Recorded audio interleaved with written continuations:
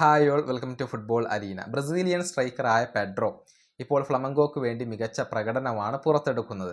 പറയാൻ കാരണം കഴിഞ്ഞ പാൽമറാസിനെതിരെയുള്ള മത്സരത്തിൽ ഒരു ഗോളും ഒരു അസിസ്റ്റും പെഡ്രോ സ്വന്തമാക്കിയിരുന്നു.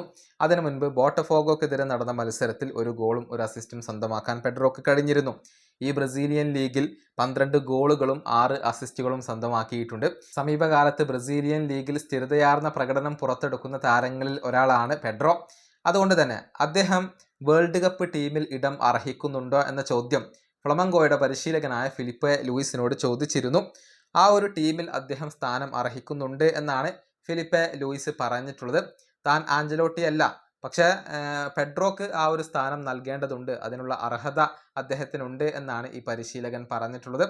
ഫിലിപ്പെ ലൂയിസിന്റെ വാക്കുകൾ ഇങ്ങനെയാണ്: ഞാൻ ആഞ്ചലോട്ടി ഒന്നുമല്ല, പക്ഷേ ഒരു വേൾഡ് കപ്പ് കളിച്ചിട്ടുള്ള താരമാണ് പെഡ്രോ.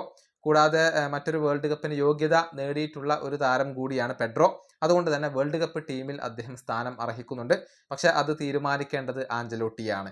ഇതാണ് ഫിലിപ്പെ ലൂയിസ് പറഞ്ഞിട്ടുള്ളത്.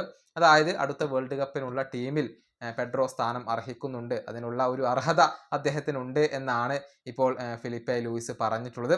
സമീപകാലത്ത് ബ്രസീൽ നേരിടുന്ന ഏറ്റവും വലിയ പ്രശ്നം ഒരു മികച്ച സ്ട്രൈക്കറെ ലഭിക്കുന്നില്ല എന്നുള്ളതാണ്. ഒരുപാട് പേരെ സമീപകാലത്ത് ബ്രസീലിയൻ ദേശീയ ടീം പരീക്ഷിച്ച് നോക്കിയിട്ടുണ്ട്. നേരത്തെ പെഡ്രോയെ പരീക്ഷിച്ച് നോക്കിയിട്ടുണ്ട്, പക്ഷെ അതൊന്നും ഫലം കാണാതെ പോവുകയായിരുന്നു.